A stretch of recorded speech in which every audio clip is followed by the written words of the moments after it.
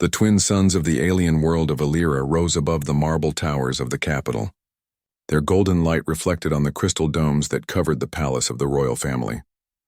From the tallest spire, the sound of ceremonial horns echoed across the valley. Today was an important day for Princess Illyra, the heir of the throne. She stood on a high balcony dressed in a robe woven from silver threads. Her eyes scanned the courtyard below where warriors from across the galaxy had gathered.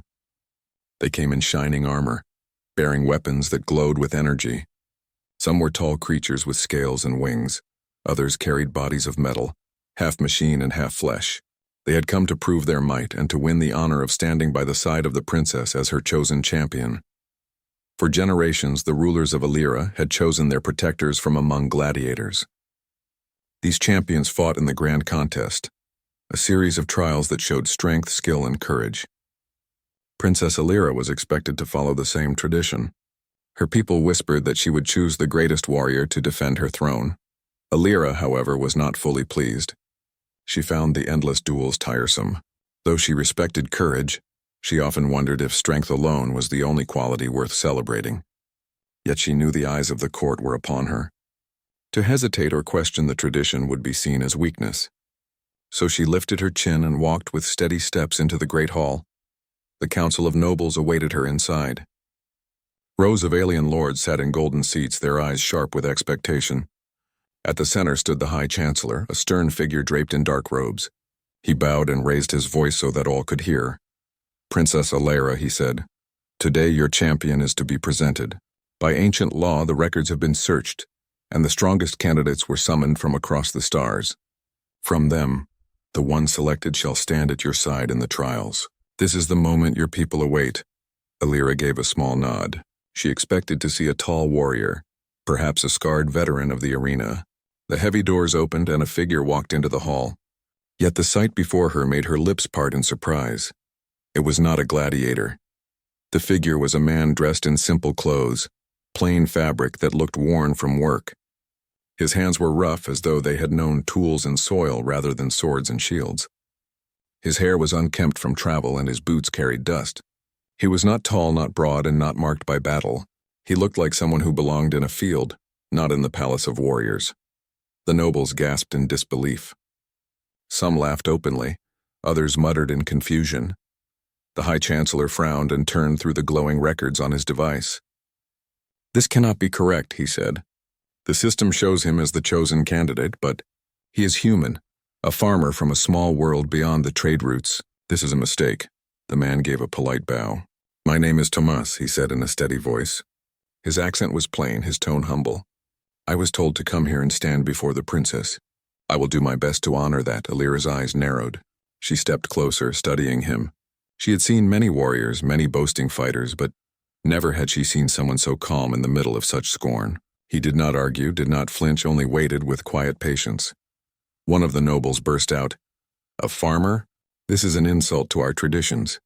The princess deserves a champion of strength, not a tiller of soil." Another laughed. "Will he defend the throne with a plow?" The hall echoed with ridicule, yet Thomas remained silent. He folded his hands behind his back, standing as if the laughter did not touch him. His calmness only seemed to unsettle Illyra more. Finally she raised her hand and the noise ceased. "Tell me," she said to Thomas, "why did you come here when you are no warrior? Did you not see the summons was for champions?" Tomas met her gaze without pride, without fear. "I did see the summons. My world is small and my people live by farming. When the call came, I thought perhaps there was some need for me, though I am no fighter. I left my fields in the care of my kin and came as asked. I thought it would be wrong to ignore the summons." His words were simple yet honest. Illyra tilted her head. Something about his answer made her pause. The Chancellor, however, would not accept it. "Princess, this man is unworthy. Allow me to correct the error and bring forth a proper gladiator. This mistake must not stain the ceremony." Illyra looked once more at Thomas. She saw the dust on his boots, the roughness of his hands, the steadiness of his eyes. He was not what anyone expected, least of all herself. Yet a strange thought came to her. Perhaps fate had not made a mistake. Perhaps it had brought her this man for a reason. She lifted her chin. "The law says the records select the champion. If the records chose him, then he stands as chosen. The nobles broke into protests, but Alira silenced them with a sharp look. Enough, the decision is made. This human farmer will stand as my champion in the trials. The hall fell into shocked silence. Even Thomas seemed surprised, though he gave only a small nod in acceptance. Alira turned and left the hall with regal steps, though her mind raced. She had expected a mighty gladiator. Instead, she had a farmer from a distant world. The court would mock her for this, and the trials ahead would surely test him beyond his strength. Yet something deep within her whispered that this quiet man carried a strength no one had yet seen. Outside, the suns continued to rise higher, casting their light over the fields and valleys. Somewhere far from his farm, Thomas had taken the first step into a story that would change not only his life but perhaps the fate of an entire world. The courtyard of the palace was filled with sound and movement. Warriors from many worlds trained in the bright light of the suns. Swords clashed, shields rang, and sparks leapt from weapons of steel and energy. The air smelled of sweat and smoke. Every corner of the ground echoed with shouts of command and the sound of combat drills. Into this place of power and violence walked Thomas, the human farmer. His steps were steady, though all eyes turned to him with mocking smiles. He wore no armor. He carried no weapon. His clothes were still the same plain garments that he had worn on the day of his arrival. The warriors laughed as he passed. One of the tall lizard-like fighters waved his blade and said to his companions, "Behold the mighty farmer. Perhaps he will fight with seeds and water." Others chuckled, some pointing, some shaking their heads, yet Thomas did not answer. He moved quietly to the edge of the training field and watched. He studied the warriors as they fought, not with envy, but with the careful gaze of someone who had spent his life learning from the world around him. Princess Alira stood on a balcony above the field. She had ordered Thomas to train with the others. In truth, she still wondered if her choice had been foolish. The court had mocked her decision, and whispers spread across the palace that she had lost her judgment. She crossed her arms as she looked down, curious to see what the human would do. The master of arms, an old alien with a scar across his cheek, walked up to Thomas. His voice was rough. "Farmer, this ground is for warriors. If you cannot lift a sword, then you will be nothing more than a shadow here. Do you understand?" Thomas gave a respectful nod. "I understand." The master of arms tossed him a practice staff. "Then show us you can stand. Face an opponent." A young warrior stepped forward. He was strong, his skin covered in thick plates of armor-like scales. He spun his staff with practiced ease and grinned with sharp teeth. "This will be quick," he said. The fight began. The warrior lunged with speed and force. Thomas barely lifted the staff. He did not block in the way of fighters. Instead, he stepped aside. The strike cut only air. Again the warrior attacked, again Thomas avoided, moving with simple footwork. He was no trained fighter, but years of labor in fields had given him balance, and years of guiding oxen and carrying tools had given him steady hands. The watching warriors laughed louder. "He runs like a frightened animal." The scaled fighter grew angry. He swung harder, but in his anger he struck only the ground. Thomas stepped aside once more. At last he dropped his staff and spoke softly. "I did not come here to fight. I came here because I was called. If you wish to fight, then fight. But I will not." The courtyard went silent. Never before had a challenger refused to strike back. The master of arms frowned, yet Alira leaned forward. There was no fear in Thomas's eyes. He stood straight, calm as stone, though surrounded by scorn. Later that day, Thomas did not join the warriors in sharpening blades. Instead, he wandered beyond the training ground. The palace overlooked wide stretches of land. Much of it lay bare and dry, for the soil of Alira was poor in many places. Thomas knelt in the dirt and pressed it between his fingers.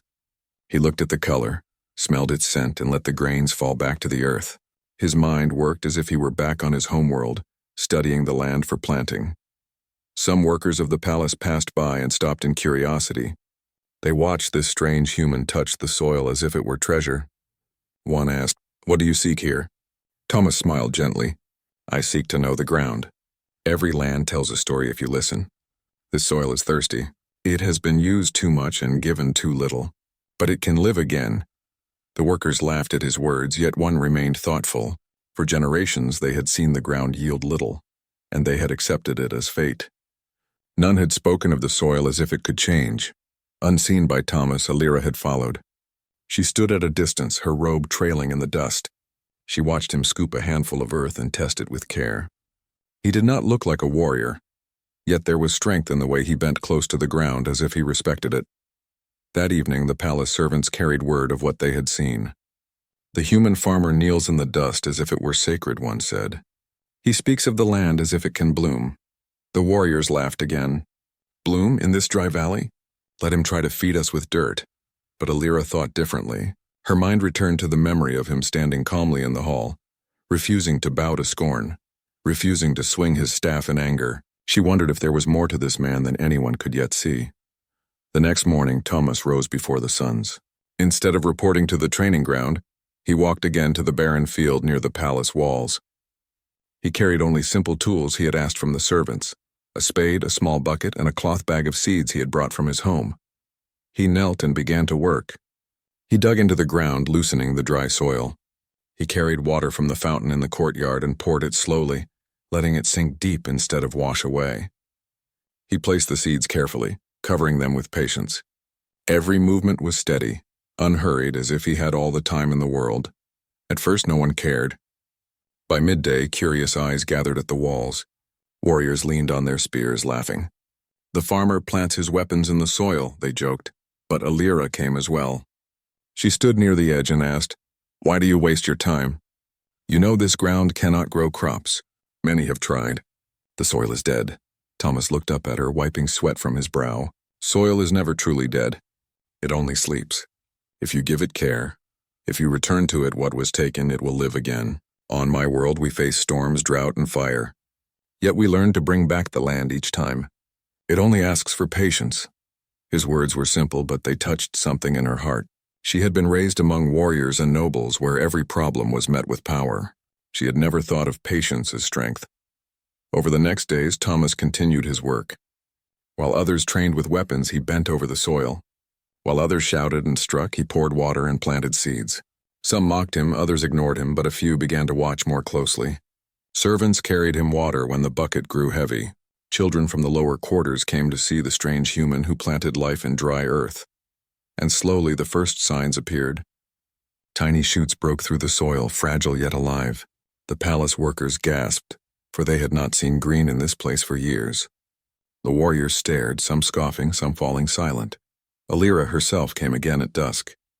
She saw the small plants bending toward the fading suns. She felt something stir inside her, something she had not felt in a long time. Hope. She walked closer and spoke softly. "Farmer, you were not called here to grow food. You were called to fight in the trials." Thomas rose and looked at her with calm eyes. "I know, but fighting is not the only way to show strength. When storms come, fields are destroyed. When war comes, villages burn. What gives us life again is not the battle, but the hands that rebuild. This is the strength I know." Alira studied him in silence. His words were unlike any she had heard in her court. Strength without pride, power without cruelty. She turned away, hiding the strange warmth in her chest. That night she lay awake in her chamber, the image of green shoots glowing in her mind. The court expected her to present a fierce gladiator. Instead, she had a human farmer who made life bloom from dust. Perhaps she had not been wrong to let fate choose. Perhaps this man carried a lesson her people had long forgotten, and so the days passed. Thomas worked the soil. The plants grew and whispers spread through the palace. Some still mocked him. Others began to wonder. Alira watched it all, her heart torn between duty and curiosity. She was beginning to see a truth her people would not accept easily. A farmer might hold more strength than all the warriors in her court. The palace of Elira was a place of noise, pride, and glittering weapons. Yet outside its walls, in the shadow of its golden towers, something small and quiet was taking root. Thomas, the human farmer, continued to tend the patch of soil he had claimed.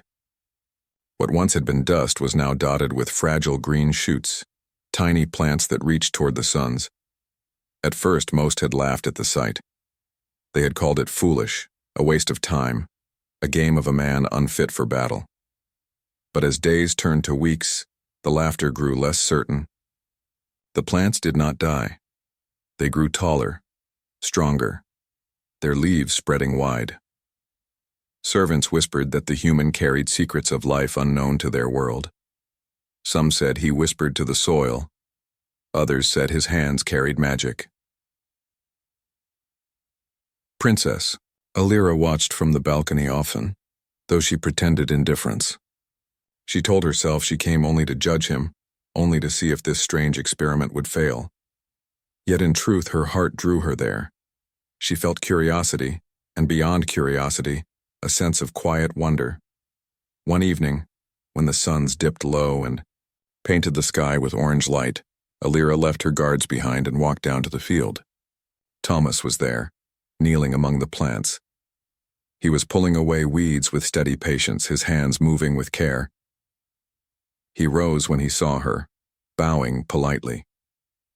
"Princess," he said in his calm voice. Alira's robe brushed against the soil as she stepped closer. She looked down at the rows of young plants. "You have done something no one thought possible," she said.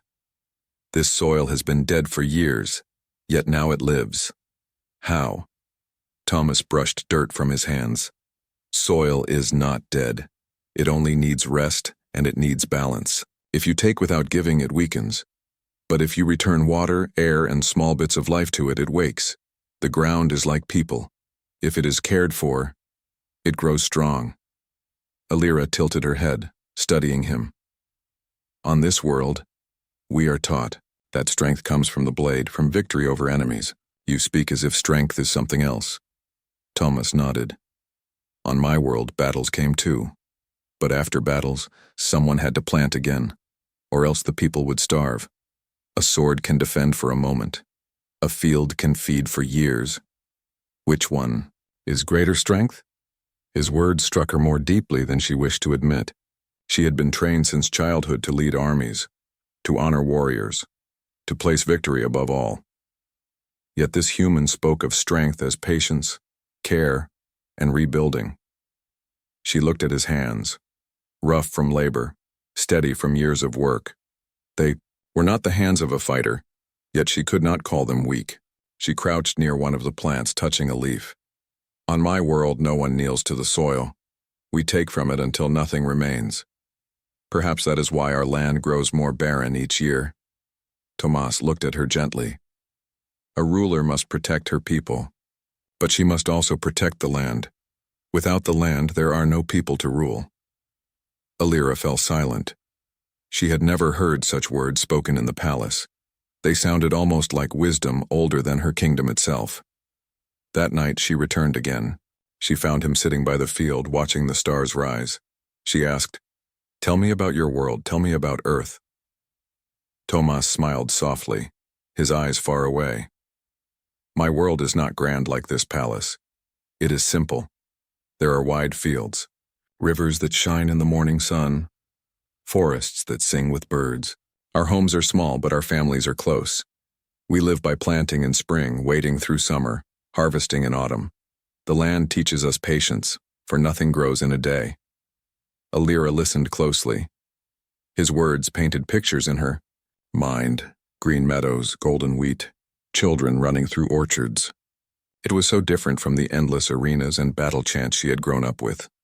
"Were you never tempted to become a warrior?" she asked. Thomas shook his head. "On Earth, many are warriors, but not all must be. My father taught me that feeding people is as noble as defending them. A farmer holds no sword, yet he gives life. That is enough."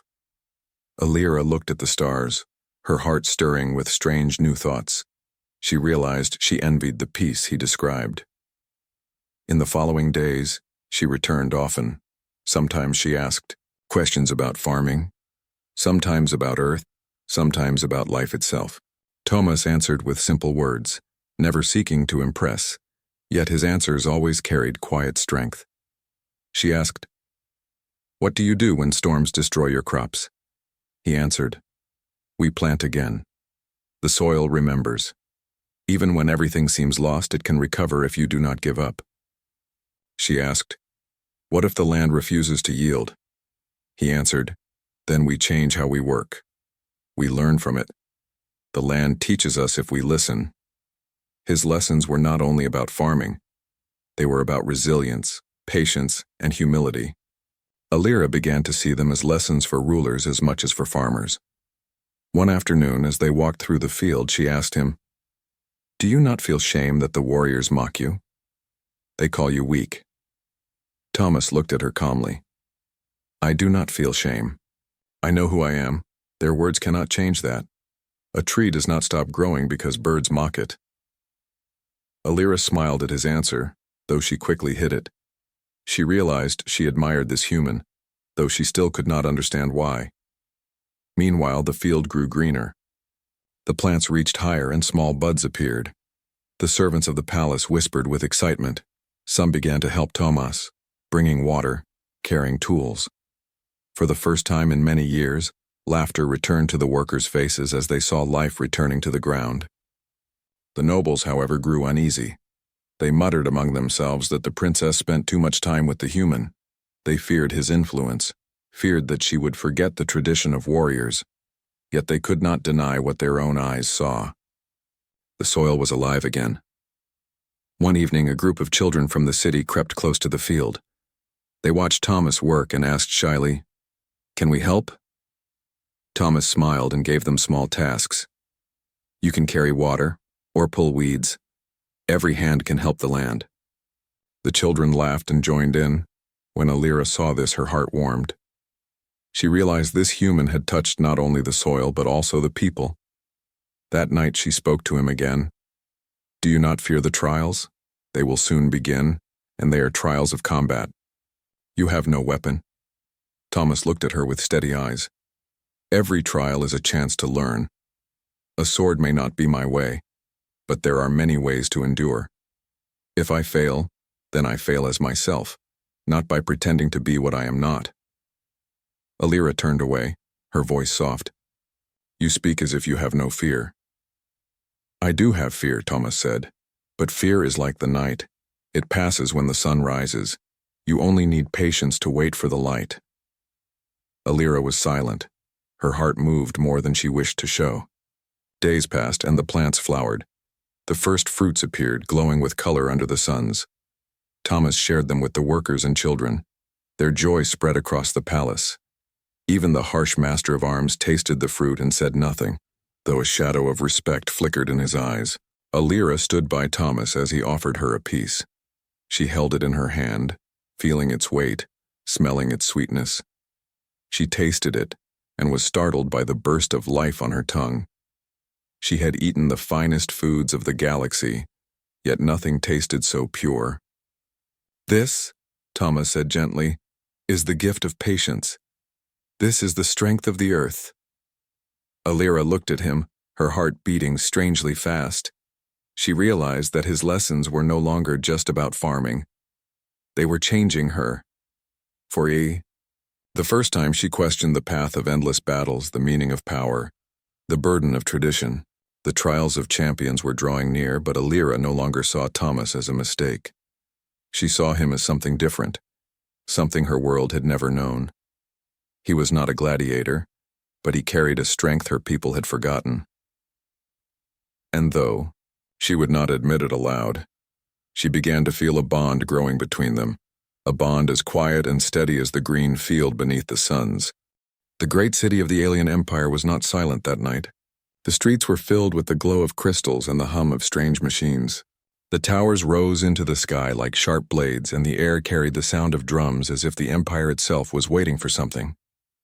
Hidden in that restless night, a plot was moving against Tom, the human farmer who had shocked the people by surviving the trials.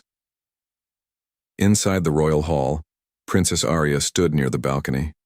She looked down at the training ground where Tom was working with a group of servants. He was not like the other champions. He did not shout, he did not boast, and he did not strike the ground with heavy weapons.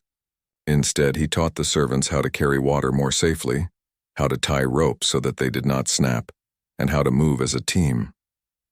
They listened to him because his voice carried calmness, not arrogance. Arya whispered to herself, "Why does he not act like the others?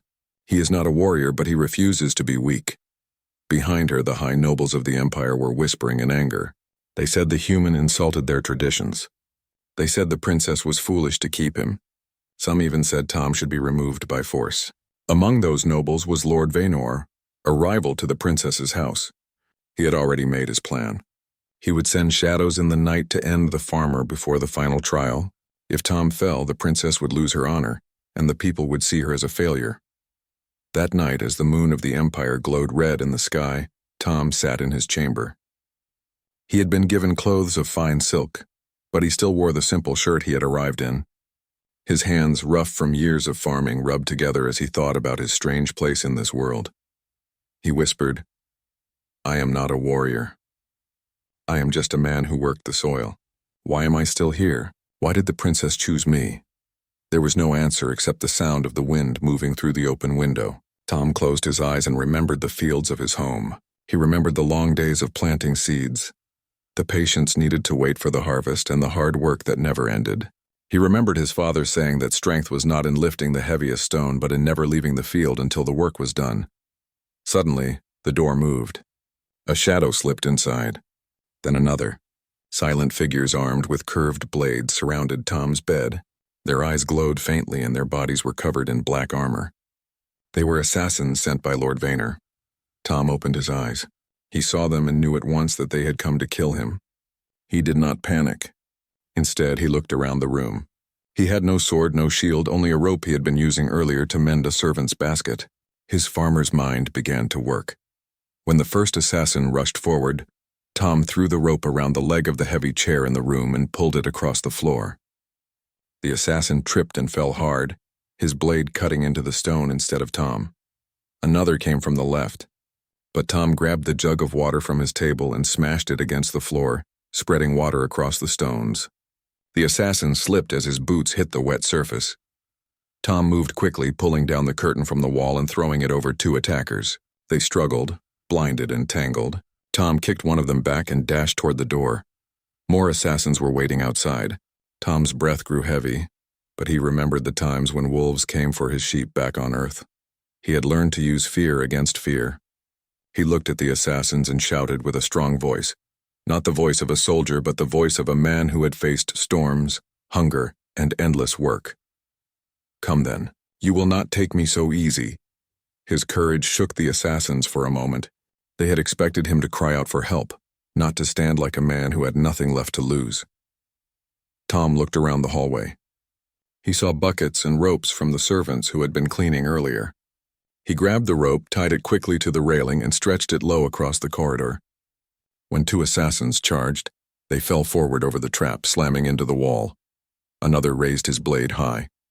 Tom had no weapon, but he remembered how to deal with wild bulls on his farm. He bent low, grabbed the man's leg, and pulled with all his weight. The assassin fell hard, and his own blade clattered away. Tom picked it up, not as a master of combat, but as a man who knew that even a farmer could swing steel if needed. The noise of the fight reached the ears of Princess Arya. She had been in the hidden corridor, watching quietly. She had suspected Lord Vaynor might move against Tom, and she had followed the shadows to see the truth. Now she stood frozen as she saw the human fighting for his life, not with trained skill but with wit, courage, and stubbornness. Tom's chest heaved as he stood among the fallen attackers. He did not smile, he did not raise the blade in triumph. He only sighed and set it down. "I did not come here to fight wars," he said quietly. "I only came because your people brought me. But if they want me gone, they will learn that farmers do not give up so easily." Arya stepped into the light then. Her silver cloak shimmered as she walked forward. The assassins who were still alive looked up in shock, for the princess had seen their failure. "You dare send killers into my hall?" Arya's voice cut through the air. She looked at Tom with new eyes. "And you, human, you stand unbroken. I see now. Your strength is not in battle skill. Your strength is in your heart, in your refusal to bow." Tom looked at her with tired eyes. "I only do what I must. On my farm, if the crop fails, you plant again. If the rain does not come, you wait. You do not give up, because if you do, your people go hungry. I live the same way here." Arya felt a fire in her chest. She had been raised among warriors who measured worth only by the sword. Yet here was a man who proved that survival and cleverness could be greater than bloodshed.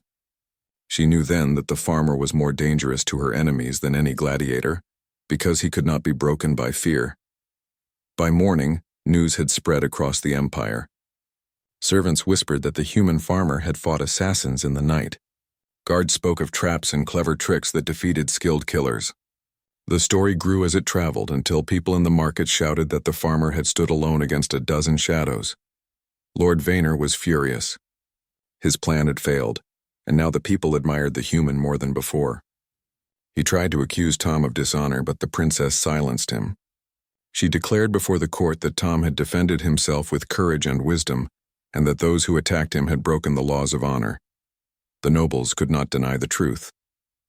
The human had survived, and the princess had seen it with her own eyes. That evening, Tom sat again in his chamber. His hands were sore, his body ached, but he was alive. Arya entered quietly and looked at him. "You could have run," she said softly. "Why did you stay and fight?" Tom looked up. "Because running leaves the field empty. A farmer never leaves the field. If I must stand, I will stand." Arya smiled for the first time in many days. She realized then that this man, who came from soil and seed, had become something more than a mistake of fate. He had become the symbol of strength that did not come from swords or battles, but from will and heart. Outside, the drums of the Empire sounded again. The final trial was near.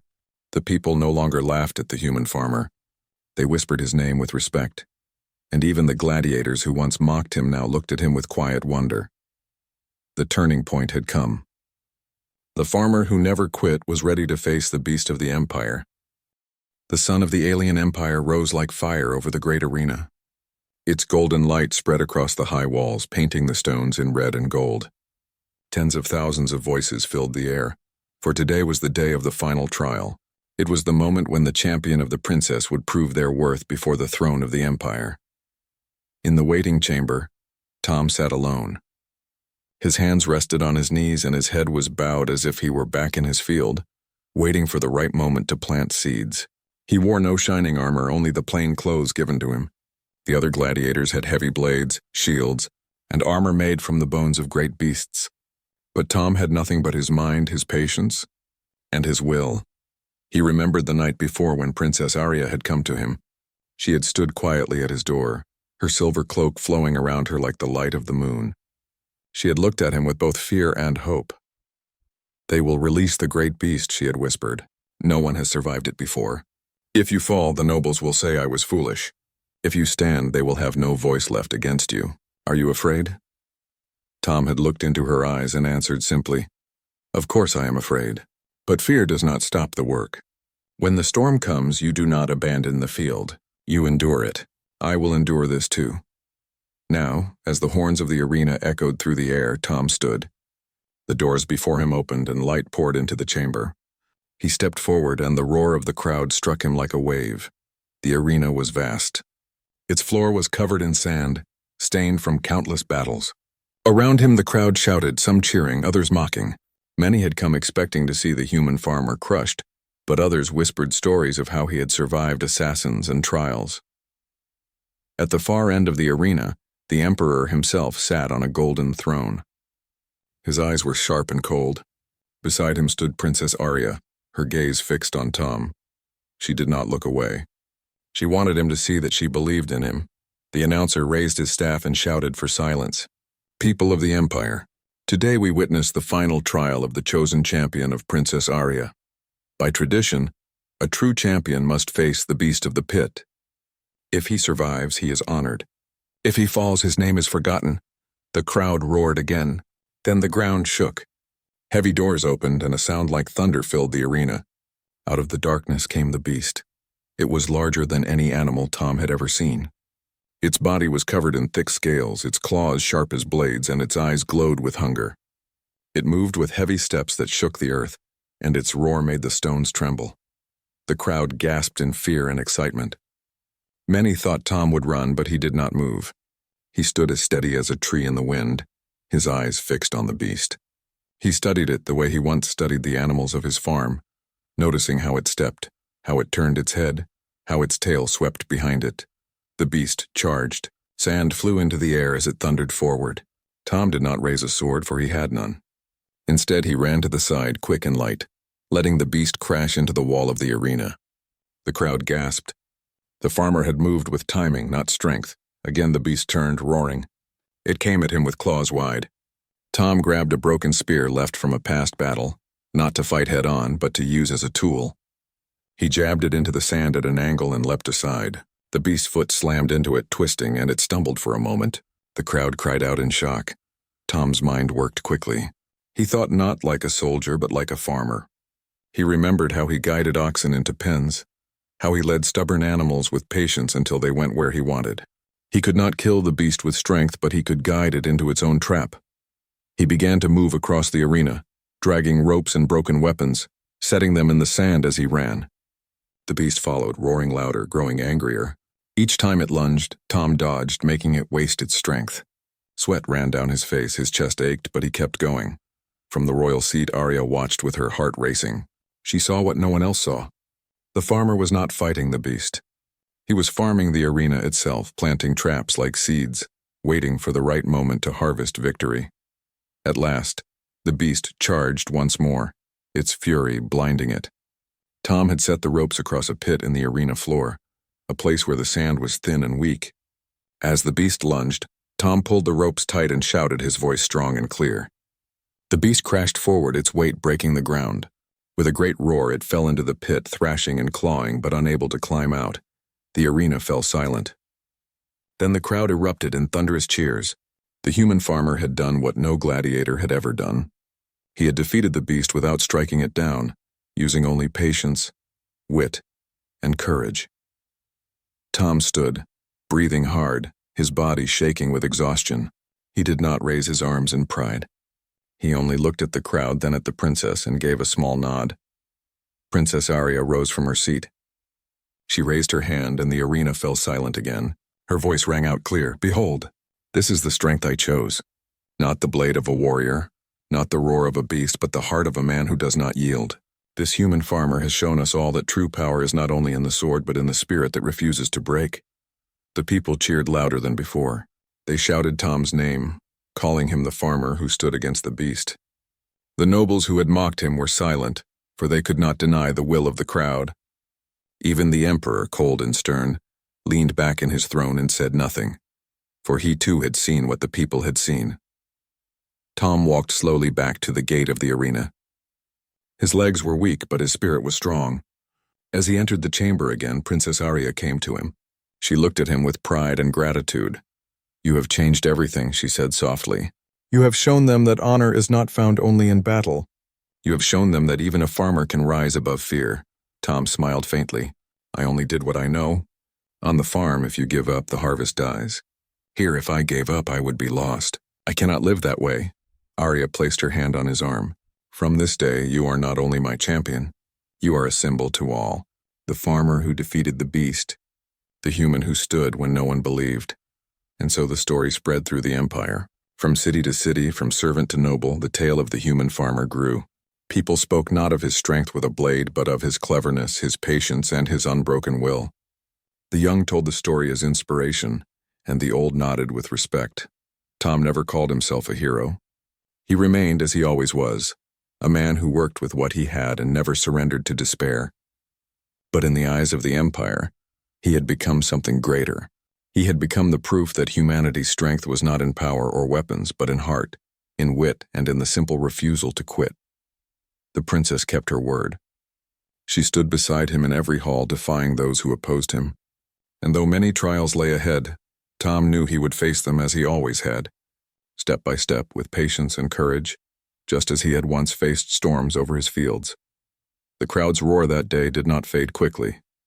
It echoed across the empire for years to come, carrying the name of the human farmer who had risen above warriors and beasts alike. The alien princess had wanted a gladiator. Instead, she had found a human farmer. And in the end, the farmer became more than a champion. He became a legend,